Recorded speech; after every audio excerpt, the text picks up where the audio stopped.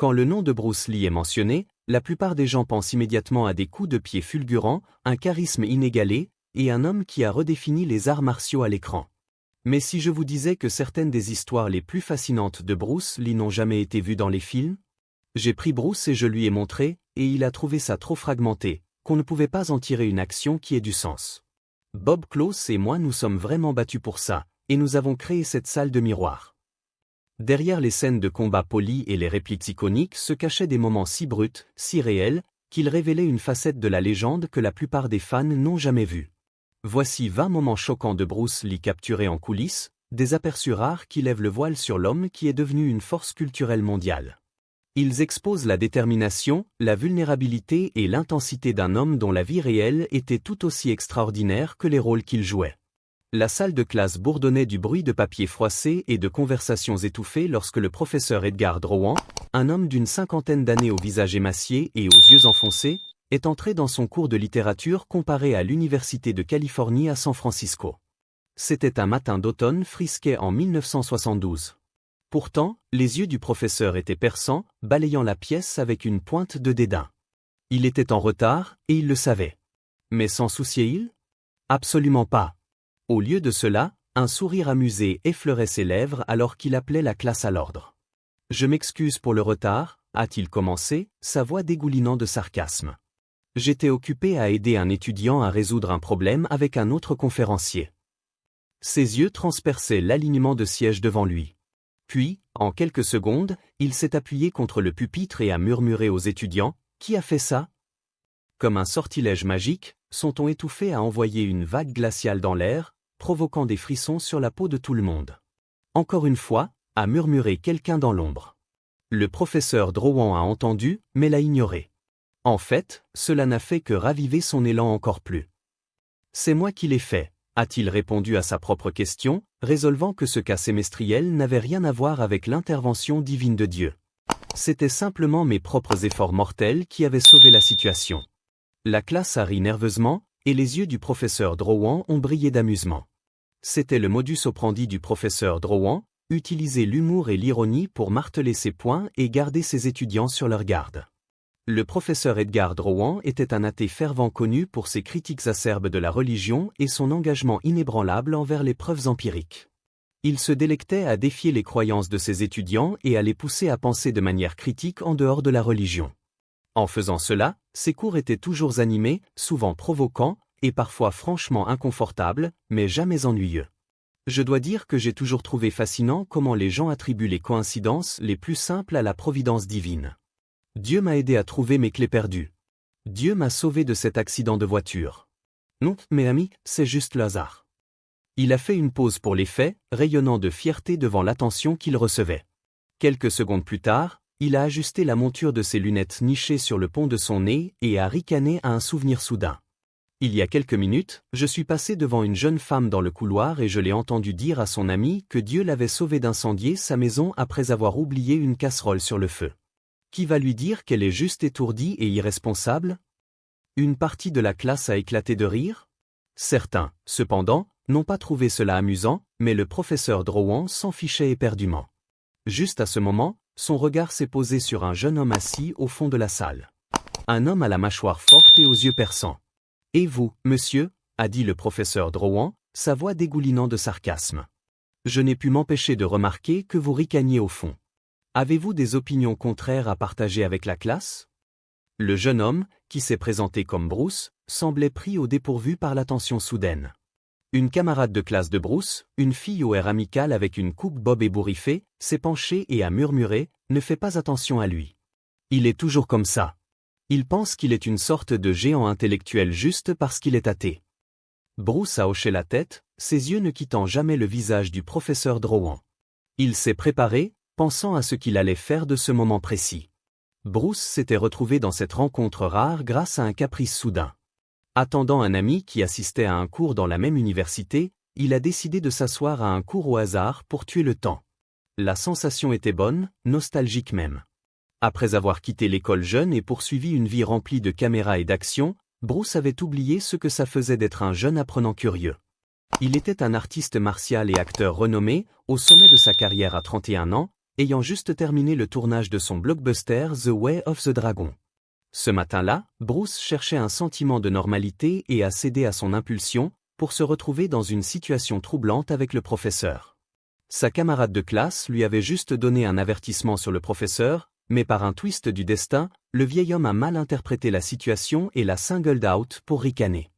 Le professeur Drowan et Bruce ont maintenu leur regard électrisant. Le savant l'avait appelé, mais à la surprise de tous, Bruce n'a pas mordu à l'hameçon. Au lieu de cela, il est resté assis calmement, ses yeux fixés sur quelque chose au-delà de l'épaule du professeur Drowan. Le professeur, apparemment inconscient de l'identité de Bruce, n'a pas scié devant la présence de l'acteur célèbre dans sa classe, contrairement à la grande majorité des étudiants qui savaient qui il était.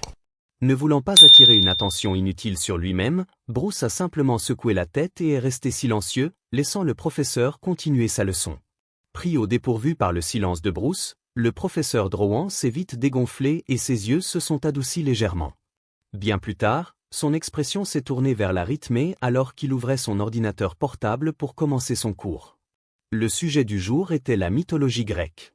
Cependant, avant que le professeur ne puisse aller droit au but, il a dévié une fois de plus et a commencé un autre argument unilatéral sur la foi et la religion.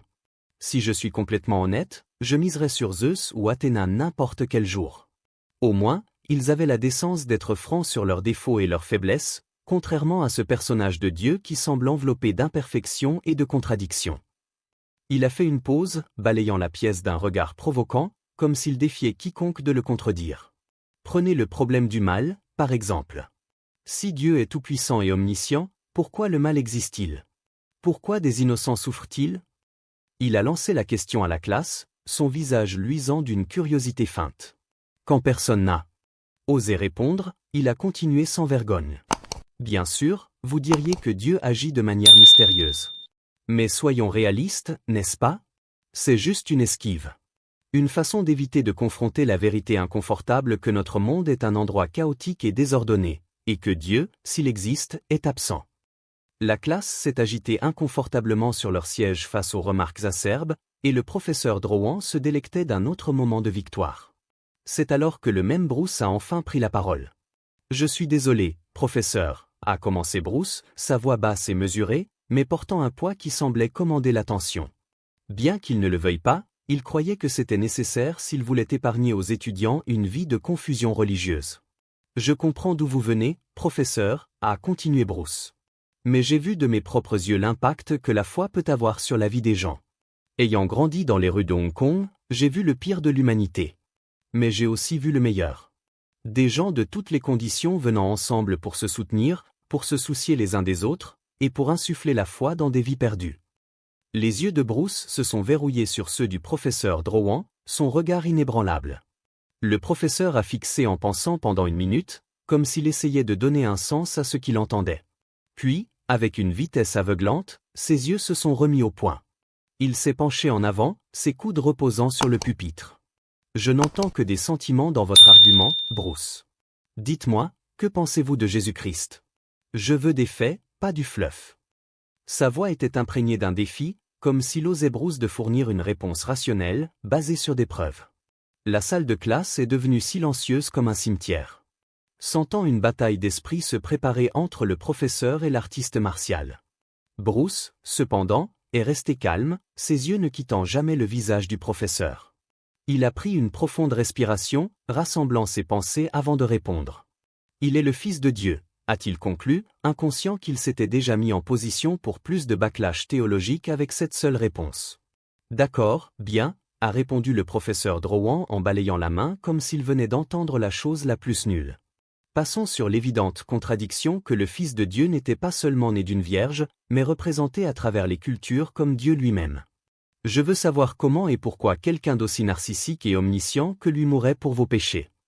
Avec sa leçon du jour maintenant oubliée, le professeur Drowan a commencé à faire les 100 pas autour du pupitre, lançant plus d'arguments confus et provoquant à Bruce.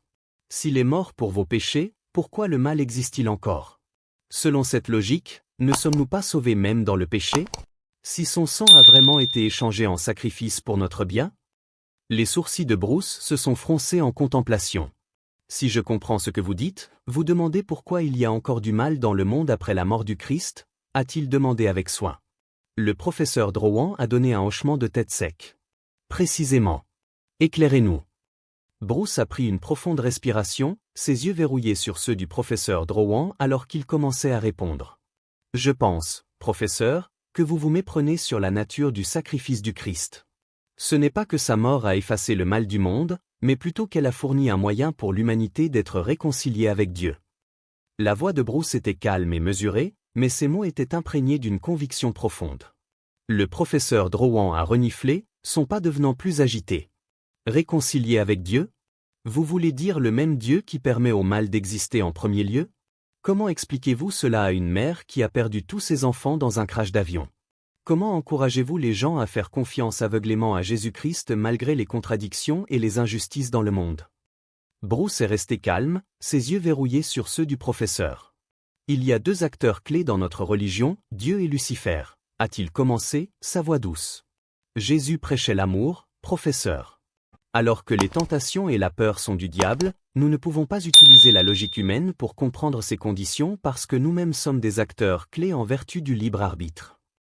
Tout le monde, y compris le professeur, a dû faire une pause pour comprendre sa déclaration.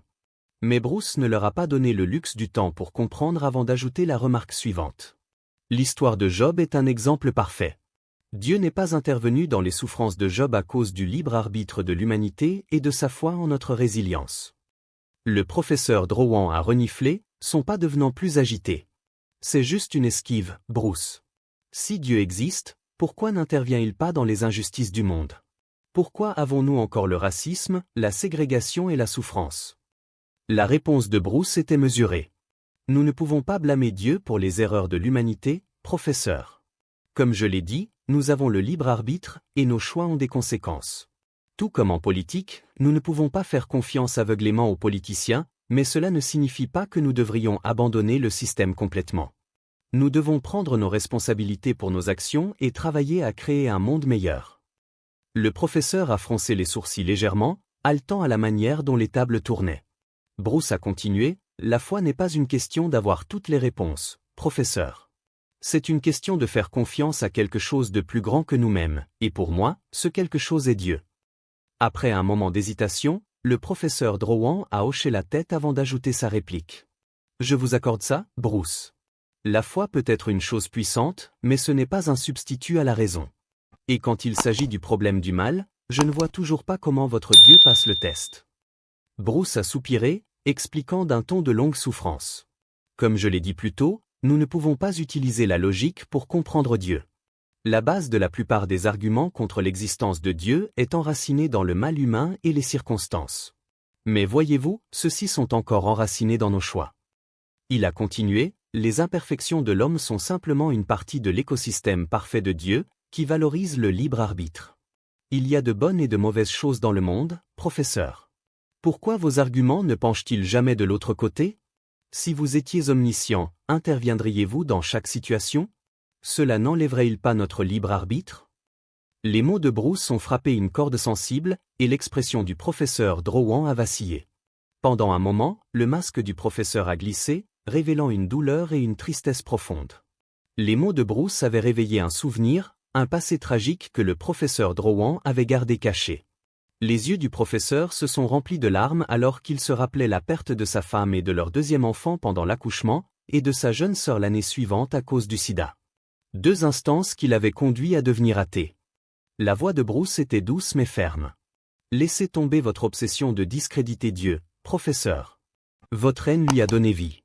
Cela dit, ce que vous faites n'est pas différent de la dévotion et de l'adoration que les croyants donnent à Dieu. Avec une note de finalité, Bruce a exhorté le professeur Drouin à confronter son passé douloureux et à arrêter d'essayer de comprendre la volonté et le plan de Dieu, permettant la guérison de se produire, non seulement spirituellement, mais mentalement et émotionnellement. Ce jour-là, la classe s'est terminée abruptement, avec les mots de Bruce flottant dans l'air. À l'avenir, l'incident a eu un impact profond sur les cours ultérieurs du professeur Drouin. Il a commencé à aborder son enseignement avec un nouveau sens de l'humilité et de l'ouverture, s'abstenant de parler de la religion et de l'existence de Dieu. Certains de ses étudiants attribuaient ce changement à l'humiliation qu'il avait subie aux mains de Bruce, tandis que d'autres, les rares qui connaissaient l'histoire qui avait changé la vie du professeur, croyait que quelque chose dans la réponse de Bruce avait touché au cœur. La rencontre entre Bruce Lee et le professeur Drowan est restée un moment tranquille et discret dans l'histoire de l'université jusqu'en 2003, quand l'un des anciens étudiants du professeur Drowan a écrit sur l'incident dans une publication. À l'époque, beaucoup de gens ont rejeté l'histoire comme fiction. Mais ce n'est qu'en 2003, quand le petit-fils du professeur Drowan a écrit un article sur la rencontre de son grand-père avec Bruce Lee, que la curiosité sur le sujet a commencé à grandir. Alors que les gens creusaient plus profondément dans l'histoire, ils ont été frappés par la profondeur de la compréhension spirituelle de Bruce Lee, particulièrement compte tenu de son ascendance diversifiée. Sa mère, Grace O, était d'ascendance eurasienne, et Bruce avait été exposé à une large gamme de cultures et de croyances dès son jeune âge. Pourtant, ses vues sur Jésus-Christ, telles qu'exprimées dans cette salle de classe universitaire, étaient inspirantes dans leur clarté et leur conviction. Cette rencontre servait de rappel puissant que la foi et la spiritualité peuvent prendre de nombreuses formes, et que même les individus les plus improbables peuvent posséder des insights profonds sur d'autres perceptions du monde. Quelle histoire époustouflante! Que pensez-vous de la réponse de Bruce Lee au professeur Drowan sur Jésus-Christ? Laissez une réponse dans les commentaires ci-dessous. Merci d'avoir regardé et restez pour plus d'histoires intéressantes comme celle-ci.